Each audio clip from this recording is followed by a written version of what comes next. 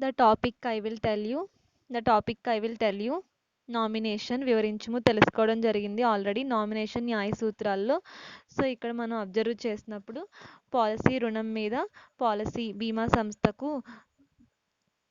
ఆ పాలసీని అసైన్ చేసినప్పుడు ఆ సొమ్ము తిరిగి చెల్లించే వరకు కూడా నామినీకి అనేవి హక్కులు బదిలీ చేయవు. ఎప్పుడైతే వసూలు అవుతాయో అప్పుడు హక్కులు అనేవి ఇవ్వడం జరుగుతుంది. సో అదేవిధంగా పాలసీ గడువు పూర్తి కాకుండా నామినీ మరణించినప్పుడు పాలసీ గడువు పూర్తి అయినప్పుడు పాలసీదారుడికి సొమ్మిస్తుంది. ఇద్దరు మరణిస్తే గనక అతని వారసులకు న్యాయపరమైన పరిధినిధి ప్రకారం ఇవ్వడం జరుగుతుంది. సో అదేవిధంగా పాలసీ ఒప్పందంలో నామినేషన్ సౌకర్యం పొందుపరిచి ఉన్నప్పుడు మాత్రమే ఈ యొక్క పాలసీ అమలు అనేది జరుగుతుంది. నామినేషన్ రద్దు అనేది చేసుకోవచ్చు. ఎండార్స్మెంట్ ద్వారా వీల్నామా ద్వారా మార్పు చేసుకోవచ్చు. అయితే ఈ రద్దు లేదా మార్పు విషయం గురించి నోటీస్ అనేది బీమా కంపెనీకి తెలియజేయాలి. ఉమ్మడి జీవిత బీమా పాలసీలో గడువు పూర్తి సమయానికి వీరిద్దరూ జీవించి ఉన్న యెడల ఇరువురికి బీమా సొమ్ము చెల్లించవచ్చు. అయితే గడువు కాలంలో వారిలో ఒక వ్యక్తి మరణిస్తే జీవించి ఉన్న వ్యక్తికి మొత్తం సొమ్ము ఇవ్వడం జరుగుతుంది. అందువల్ల జాయింట్ జీవిత పాలసీ నందు నామినేషన్ విధానము సమంజసము కాదు అని చెప్పడం జరిగింది. ఈ విధంగా నామినేషన్ మరియు నామినేషన్ న్యాయ సూత్రాలు అనేవి తెలుసుకోవడం జరిగింది.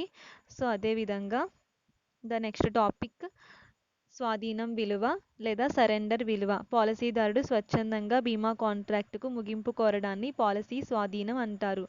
అయితే పాలసీ బీమా సంస్థకు స్వాధీనం చేసి తనకు సొమ్మును చెల్లించమని పాలసీని బీమా సంస్థకు స్వాధీనం చేసి తనకు సొమ్ము చెల్లించమని బీమాదారుడు కోరడాన్నే సరెండర్ అని అంటారు. చెల్లింపుకు విలువ కట్టి మొత్తాన్ని సరెండర్ విలువ అంటారు. పాలసీ గడువు సమయం ముగియక ముందే పాలసీదారుడు బీమా సంస్థకు పాలసీని సరెండర్ చేస్తాడు. సరెండర్ వాల్యూను బీమా సంస్థలు పరిచయ పత్రం నందు గాని పాలసీలో తెలిపిన నిబంధనలకు గాని ముద్రించాల్సి ఉంటుంది. కొన్ని కంపెనీలు అయితే న్యాయ నిబంధనల ప్రకారం స్పష్టమైన పత్రం లేదా గ్యారంటీ మొత్తంను చెల్లించడానికి ముందుగానే ప్రతిపాదన చేస్తాయి. గ్యారంటీ మొత్తం కంటే వాస్తవమైన సరెండర్ విలువ లాభదాయకంగా ఉంటుంది. అయితే భారత జీవిత బీమా సంస్థ బీమాదారుడు చెల్లించిన ప్రీమియం మొత్తంలో 30% మొదటి సంవత్సరం ప్రీమియం సొమ్ము మరియు చెల్లించిన అదనపు ప్రీమియంను తగ్గించి మిగిలిన మొత్తం చెల్లించబడుతుంది. ఏక పాలసీ విషయంలో జీవిత బీమా సంస్థ 90% గ్యారంటీ సరెండర్ విలువ చెల్లించుటకు గ్యారంటీ ఇస్తుంది. అయితే వాస్తవంగా చెల్లించిన ప్రీమియం మరియు పాలసీ అమల్లో ఉన్న సంవత్సరాలను ప్రాతిపదికగా తీసుకొని సరెండర్ విలువ సంస్థ లెక్కిస్తుంది. పాత పాలసీల్లో చెల్లించిన ప్రీమియం ఎక్కువగా ఉండి సరెండర్ విలువ కూడా ఎక్కువగా ఉండును. అలాగే సరెండర్ చేయాలంటే ప్రీమియంను కనీస కాలం వరకు చెల్లించాల్సి ఉంటుంది. అదేవిధంగా ఈ కనిష్ట సమయం భారత జీవిత బీమా సంస్థ నందు 3 సంవత్సరాలు నిర్ధారించబడుతుంది. అదేవిధంగా మధ్యలో చెల్లింపులు నిలుపుదల చేసిన పాలసీలకు కూడా సరెండర్ విలువ ప్రకారం బీమాదారుడికి సొమ్ము అనేది చెల్లించడం జరుగుతుంది. అంటే మధ్యలో ఏమైనా చెల్లింపులు నిలుపుదల చేస్తే సో వాటికి కూడా పాలసీలకు సంబంధించి సరెండర్ విలువ ప్రకారం చూసి బీమా సంస్థ సొమ్ము చెల్లింపు అనేది చేయడం జరుగుతుంది. సో ఈ విధంగా సరెండర్ వాల్యూ అనేది లెక్కించడం జరుగుతుంది. అదేవిధంగా జీవిత బీమా పాలసీలలోని రకాలు తెలుపుము. So the first one term policy లేదా కాల పాలసీ. అంటే జీవిత బీమా పాలసీలో బీమా అనేది నష్టభయాన్ని అధిగమించడానికి ఉపయోగించే కీలక అంశం అని చెప్పుకోవడం జరిగింది. వ్యక్తులు లేదా సంస్థలకు ఎదురయ్యే నష్టాలను కూడా ఈ జీవిత బీమా సంస్థ బాధ్యత వహిస్తుంది. అయితే ఇక్కడ జీవిత బీమా సంస్థ రకరకాల పాలసీలను పాలసీదారుడికి అందజేస్తుంది. అందులో ప్రధానంగా మొదటిగా జీవిత బీమా, సాధారణ బీమా 2 రకాల బీమాలను కల్పిస్తుంది. జీవిత బీమా, జీవితేతర బీమా అని కూడా చెప్పచ్చు. జీవిత బీమా సంస్థలు అనేక రకాల నష్టాలను ఎదుర్కొనేందుకు అనేక రకాల జీవిత మరియు జీవితేతర బీమా పాలసీలను అందుబాటులోకి తెచ్చింది. సో అయితే అనేక రకాల నష్టభయాలను పోగొట్టుకోవడానికి గాను అదేవిధంగా ఇక్కడ జీవిత బీమా పాలసీలు వివిధ రకాల జీవిత బీమా పాలసీలు ఈ క్రింది విధంగా చెప్పబడవచ్చు. ఫస్ట్ వన్ టర్మ్ పాలసీ లేదా కాల పాలసీ. ఈ టర్మ్ పాలసీ అనేది ముందుగానే నిర్ణయించిన నిర్ణీత కాల పరిధిలో జీవితానికి కలిగే నష్టాన్ని భర్తీ చేసేందుకు రూపొందించబడింది. బీమా చేసే వ్యక్తి నిర్ణీత కాల పరిధిలో మరణించినట్లయితే ఆ పాలసీ మొత్తాన్ని నామినీకి చెల్లిస్తుంది. ఒకవేళ బీమా చేసిన వ్యక్తి గడువు తీరే వరకు జీవించి ఉన్నట్లయితే బీమాదారుడికి ఏ విధమైన మొత్తంను చెల్లించడం అనేది జరగదు. ఈ పాలసీ యొక్క ముఖ్య ఉద్దేశం అంటే నామినీకి ఏ విధమైన మొత్తంను చెల్లించదనమాట. మొత్తం బీమాదారుడికే చెల్లిస్తుంది. ఈ పాలసీ యొక్క ముఖ్య ఉద్దేశం బీమా చేసే వ్యక్తి మరణించినప్పుడు ఆ వ్యక్తిపై ఆధారపడిన వారికి ఆర్థిక సహాయం అందిస్తుంది. సో, ఈ టర్మ్ బీమా పాలసీలో అన్ని రకాల జీవిత బీమా పాలసీలు కూడా తక్కువ మొత్తంలో ప్రీమియం వసూలు చేయడం జరుగుతుంది. పాలసీలో సో, అబ్జర్వ్ చేసినప్పుడు అనమాట మిగతా పాలసీలతో. తక్కువ ప్రీమియం అనేది ఈ యొక్క పాలసీలో వసూలు చేస్తుంది. ఈ రకమైన పాలసీ గడువు తీరడం వలన పొందే ప్రయోజనాలు ఏమీ ఉండవు. సో, అదేవిధంగా టర్మ్ వసూలు చేసే ప్రీమియం ఒక్కొక్క కంపెనీకి ఒక్కొక్క విధంగా ఉంటుంది. అదేవిధంగా కాలపరిమితి కూడా కొద్ది ప్రీమియం బట్టే ఇక్కడ పెరుగుతూ కొద్ది ప్రీమియం బట్టి కాలపరిమితి అనేది నిర్ణయిస్తారు. అలాగే వయసుని బట్టి కూడా ప్రీమియం అనేది నిర్ణయిస్తారు. సో, ఇక్కడ పాలసీలు బీమా కంపెనీలు 18 సంవత్సరాలు నిండిన యెడల సో 68 సంవత్సరాల లోపు వారికి మాత్రమే పాలసీ అనేది టర్మ్ పాలసీ ఇస్తుంది. దీన్నే పూర్తి జీవిత బీమా పాలసీ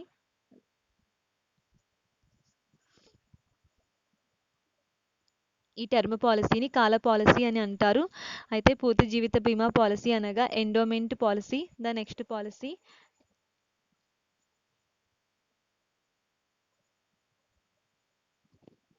ఎండోమెంట్ పాలసీ అని కూడా ఇక్కడ ఒకటి ఇవ్వడం జరిగింది.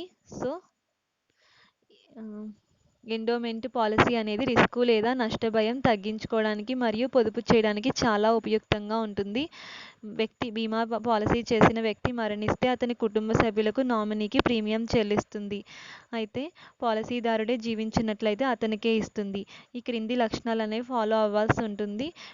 బీమా చేసిన వ్యక్తి జీవించి ఉన్నట్లయితే బీమా కంపెనీ అతనికి నిర్ణీత మొత్తాన్ని చెల్లిస్తుంది. బీమా చేసిన వ్యక్తి మరణించినట్లయితే అతని పాలసీ మొత్తాన్ని నామినీకి కుటుంబ సభ్యులకు చెల్లించడం జరుగుతుంది. చెల్లించిన ప్రీమియం నుంచి ఖర్చులు మినహాయించి మిగిలిన మొత్తాన్ని పెట్టుబడిగా పెట్టడం జరుగుతుంది. ఈ పాలసీలో పొదుపు అనేది ఒక కీలక అంశం. ఈ మొత్తాన్ని గడువు తేదీ వరకు తీరిన తర్వాత తీసుకోవడం జరుగుతుంది. ఈ పెట్టుబడి పెట్టిన మొత్తాన్ని చదువు కోసం లేదా వివాహం, రిటైర్మెంట్ తర్వాత చాలా బెనిఫిట్గా ఉపయోగపడుతుంది. కొన్ని బీమా కంపెనీలు పాలసీ మొత్తంలో కొంత మొత్తం విత్డ్రా చేసుకునేందుకు అనుమతి కూడా ఇస్తున్నాయి. లోన్స్ కూడా ఇవ్వడం జరుగుతుంది. ఫెసిలిటీ కూడా ఇచ్చింది. ఈ ఎండోమెంట్ పాలసీలు నిర్ణీత పరిధిలో మరణం సంభవించినప్పుడు అధిక మొత్తాన్ని చెల్లించే విధంగా రూపొందించడం జరుగుతుంది. సాధారణంగా గడువు కాలం 10, 15 లేదా 20 సంవత్సరాలుగా ఉంటుంది. ఈ కాల పరిమితి పాలసీదారుడు వయసును బట్టి నిర్ణయిస్తారు. ఈ ఎండోమెంట్ పాలసీలు గడువు పూర్తి కాకుండా పాలసీకి విలువ వదులుకునే అవకాశం కలదు. సో, గడువు పూర్తి కాకుండా కూడా పాలసీ విలువ వదులుకునే అవకాశం ఉంటుంది. దీన్నే వదులుకోలు అని అంటారు. సో, అదేవిధంగా మనీ బ్యాక్ పాలసీ. సో, ఈ రకమైన పాలసీలు బీమా చేసిన వ్యక్తి నిర్ణీత కాల పరిమితుల్లో నిర్ణీతమైన మొత్తాలను సంస్థ నుండి పొందడం జరుగుతుంది. ఈ మనీ బ్యాక్ పాలసీ ఇన్సూరెన్స్ పాలసీలు నగదు ప్రయోజనాన్ని కల్పిస్తాయి. సో, ఈ రకమైన పాలసీలు ఆదాయాన్ని పొందుకునే వారికి అనువుగా ఉంటుంది. అంటే ఒకవేళ పాలసీదారుడు మరణిస్తే ఆ పాలసీ మొత్తాన్ని అంగీకరించిన మొత్తాన్ని నామినీకి ఇవ్వడం జరుగుతుంది. అయితే నిర్ణీత కాల పరిమితులలో ఆదాయాన్ని పొందాలని అనుకునే వారికి, నగదు అవకాశం ఉన్నవారికి కూడా ఈ పాలసీ చాలా ఉపయోగపడుతుంది. పిల్లల చదువులు, అలాగే బీమా చేసిన వ్యక్తి పాలసీ గడువు తీరే 1 సంవత్సరం ముందు మరణిస్తే నామినీకి అంగీకరించిన మొత్తం చెల్లించాలి. ఈ మనీ బ్యాక్ పాలసీ కూడా ఎండోమెంట్ పాలసీ వంటిదే. సో, ఇది కూడా ఒకేసారి కాకుండా నిర్ణీత సమయాల్లో వాయిదాల రూపంలో బీమా చేసే వ్యక్తి పొందడం జరుగుతుంది. వీటినే సర్వైవల్ బెనిఫిట్స్ అని కూడా అంటారు. సో, దీని మీద తీసుకునే సదుపాయాలు వాయిదాల రూపంలో కూడా ఉంటాయి. సో, నెక్స్ట్ వన్ పూర్తి జీవిత బీమా పాలసీ. ఈ బీమా పాలసీ పూర్తి జీవిత కాలం పాలసీ అని అంటారు. అంటే సాధారణ జీవితం,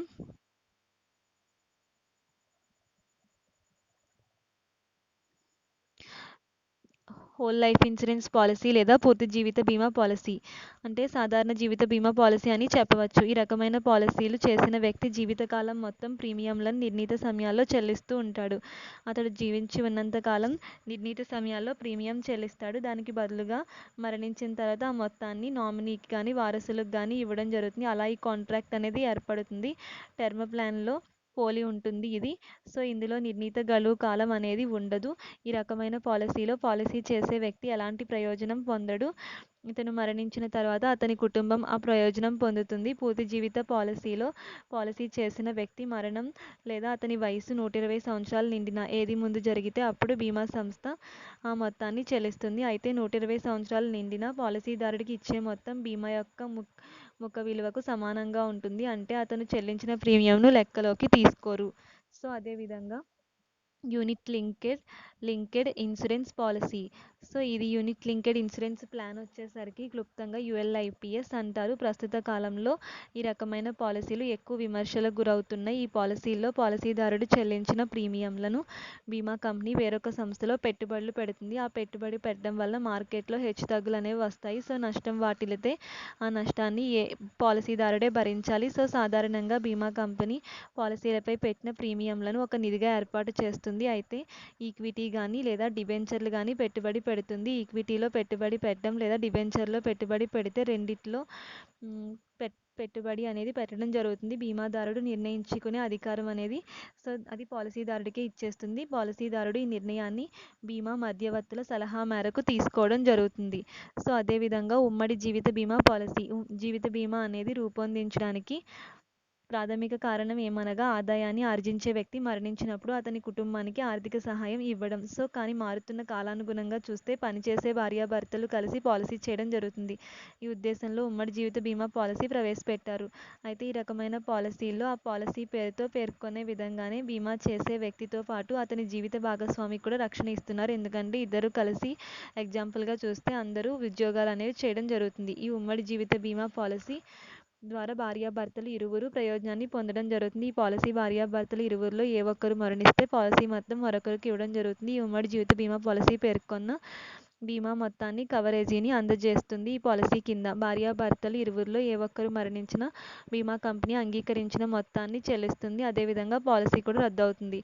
భార్యాభర్తలు ఇరువురిలో ఎవరు మరణించినా బీమా పాలసీ చెల్లింపు అనేది జరుగుతుంది. మరొకరు చెల్లింపు చేయవచ్చు. ఒక వ్యక్తి మరణం సంభవించిన తర్వాత మిగిలిన వారికి జీవనానికి ప్రయోజనం చేకూరే విధంగా నిరంతర ఆదాయం అనేది రెండో వ్యక్తి బీమా కంపెనీకి చెల్లించడం జరుగుతుంది.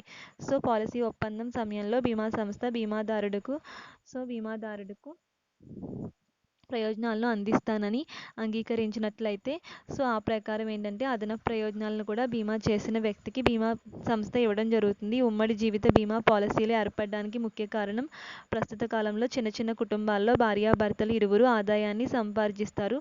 అందులో వచ్చే ఖర్చులు ఆదాయం గురించి సో వారు అంచనా వేసుకుంటారు. అందువల్ల వీరిరువురు కలిపి జీవిత బీమా పాలసీ తీసుకుంటారు. ఎందుకనగా వారి ఇరువురిలో ఏ ఒక్కరు ఆదాయాన్ని కోల్పోయినా ఆ కుటుంబంలో మిగతా వ్యక్తులు వారిపైనే ఆధారపడి ఉండాలి కనుక పిల్లలు ఆర్థికంగా నష్టపోకుండా ఉండడం కోసం ఈ రకమైన పాలసీలు ఆర్థిక భరోసాని ఇస్తాయి కుటుంబానికి. చిన్న పిల్లల జీవిత బీమా పాలసీ. సో ఇది మైనర్ల యొక్క జీవితానికి రక్షణ కల్పిస్తుంది, భరోసా అని చెప్పచ్చు. ఈ పాలసీలను పిల్లల కోసం వారి తల్లిదండ్రులు లేదా ఇతర పెద్దలు పిల్లల జీవితంలో ఎదురయ్యే అనుకోని ఆర్థిక ఇబ్బందులను ఎదుర్కొనేందుకు అలాగే వారి అభివృద్ధికి తోడ్పడేందుకు చేయడం జరుగుతుంది. ఈ రకమైన పాలసీలు హామీ ఇచ్చిన నగదు పెరుగుదల అనేది ఉంటుంది. సో వీటిలో నగదు పెరుగుదల ఉంటాయి. అదేవిధంగా బీమా చేసే వ్యక్తి పాలసీ మొత్తాన్ని పిల్లల కోసం అయితే పాలసీ చేయడం జరుగుతుంది. ఆ పిల్లల వయసు 20. సో ఆ పిల్లల వయసు అనేది ఈ రకమైన పాలసీల కింద ఏంటంటే వైద్య పరీక్షల అవసరం లేకుండానే పాలసీ అనేది ఇవ్వడం జరుగుతుంది. సో అదేవిధంగా భారత జీవిత బీమా సంస్థ మరియు ఇతర ప్రైవేటు జీవిత బీమా సంస్థలు వివిధ రకాల జీవిత బీమా పాలసీలను వివిధ రకాల లక్షణాలతో రూపొందించడం జరిగింది. భారత జీవిత బీమా సంస్థ children money back plan and Jeevan turn plan అనే 2 రకాల జీవిత బీమా పాలసీలను ఇవ్వడం జరుగుతుంది. సో ఆ పిల్లల వయసుకు సంబంధించి ఇక్కడ పాలసీ అనేది వెనక్కి తీసుకోవడం జరుగుతుంది. అదేవిధంగా మనీ బ్యాక్ పాలసీ ప్రీమియంను నిర్ణీత సమయంలో చెల్లించడం జరుగుతుంది. అదేవిధంగా ఇతర ప్రయోజనాలను పాలసీ మొత్తంలో నుంచి కొంత శాతాన్ని ప్రతి 2 సంవత్సరాలు నిండిన తర్వాత 22 సంవత్సరాలు పిల్లలకు వచ్చే వరకు కూడా చెల్లించడం జరుగుతుంది. సో అయితే ఇది చిల్డ్రన్ పాలసీ అనేది మనీ బ్యాక్ పాలసీ వల్లే పోలి ఉంటుంది. అలాగే ఇక్కడ మెచ్యూరిటీ వచ్చిన తర్వాత ఈ సమయాల్లో బీమా సంస్థ అంతవరకు చెల్లించిన మొత్తాన్ని తగ్గించబడాలి. అంటే మిగిలిన సొమ్మును మరియు దాంతో పాటుగా బోనస్ మొత్తాన్ని ఎవరైతే పాలసీ చేశారో ఆ వ్యక్తికి ఇవ్వడం జరుగుతుంది. Industrial life insurance policy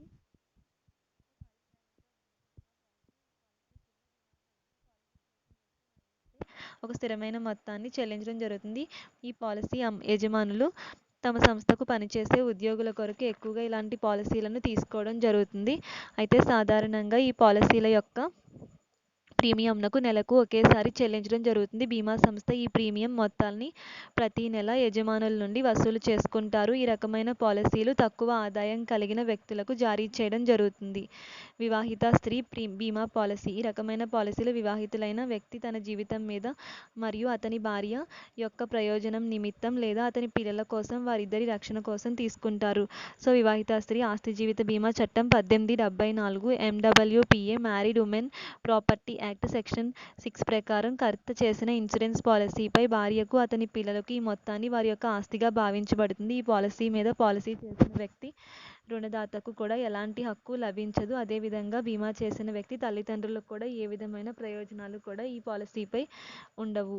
కీమ్యాన్ insurance policy. ఈ ఇన్సూరెన్స్ పాలసీ భాగస్వామ్య సంస్థ, కంపెనీ లేదా ఇతర వ్యాపార సంస్థల విభాగాల్లోని ప్రధానమైన పాత్ర పోషించే వ్యక్తి లేదా కీ ఎగ్జిక్యూటివ్ జీవితం మీద చేసే ఇన్సూరెన్స్. దీన్ని జీవిత బీమా, వ్యాపార జీవిత బీమా అని కూడా అంటారు. ఈ ఎగ్జిక్యూటివ్లు లేకపోయినట్లయితే ఆ సంస్థకు భారీ నష్టం వచ్చినప్పుడు ఇన్సూరెన్స్ పాలసీ చేయడం జరుగుతుంది. ఈ ఎగ్జిక్యూటివ్ మరణించడం వలన కంపెనీకి లేదా ఆస్తికి ఆ సంస్థకు కలిగే నష్టాన్ని భర్తీ చేసుకోవడానికి అతని స్థానంలో మరో కొత్త వ్యక్తిని నియమించుకోవడానికి లేదా ఇతర ప్లానింగ్స్ చేసుకోవడానికి ఈ సంస్థకు చాలా ఉపయోగపడుతుంది ఈ పాలసీ తీసుకునేందుకు భాగస్వామ్య సంస్థలు, పబ్లిక్ లిమిటెడ్ కంపెనీలు, ప్రైవేట్ కంపెనీలు కీమ్యాన్ ఇన్సూరెన్స్ తీసుకునేందుకు ముందుకొస్తాయి. పబ్లిక్ లిమిటెడ్ కంపెనీలు అయితే బీమా చేయాల్సిన మొత్తం సగటు నికర లాభానికి పన్ను చెల్లించక ముందే 5 రెట్లు కీమ్యాన్ ఇన్సూరెన్స్ పాలసీ కింద సంస్థ బీమా కంపెనీకి చెల్లించాలి. ఆరోగ్య బీమా పాలసీ. హెల్త్ ఇన్సూరెన్స్ పాలసీని మెడికల్ క్లెయిమ్ పాలసీ అని అంటారు. ఆరోగ్య సమస్యల నుండి బీమా చేసిన వ్యక్తి ఆరోగ్యానికి సంబంధించి నష్టభయాన్ని ఎదుర్కొనడానికి ఇది ఎంతగానో ఉపయోగపడుతుంది. ఈ రకమైన పాలసీ తనకు తానుగా లేదా కంపెనీ తన ఉద్యోగస్తులకు కానీ లేదా కుటుంబానికి కానీ తీసుకోవడం జరుగుతుంది. ఈ రకమైన పాలసీ ద్వారా పాలసీదారుడు ఏవైనా ఆరోగ్య సమస్యలు వస్తే అతనికి అయ్యే ఖర్చులన్నీ అతని కుటుంబ సభ్యులకు కానీ అంగీకరించిన మొత్తం మేరకు బీమా సంస్థ చెల్లిస్తుంది. పాలసీ కాలపరిమితి సమయాల్లో పాలసీదారుడు ఎదుర్కొనే ఏదైనా ఒక నిర్ణీతమైన ఆరోగ్య సమస్యకు పూర్తి రక్షణ ఇస్తుంది. ఈ పాలసీ మీద చెల్లించే ప్రీమియం పాలసీ రక్షణ అందించే ఆరోగ్య సమస్యలపై బీమా కంపెనీ అంగీకరించిన మొత్తం కూడా ఆధారపడి ఉంటుంది.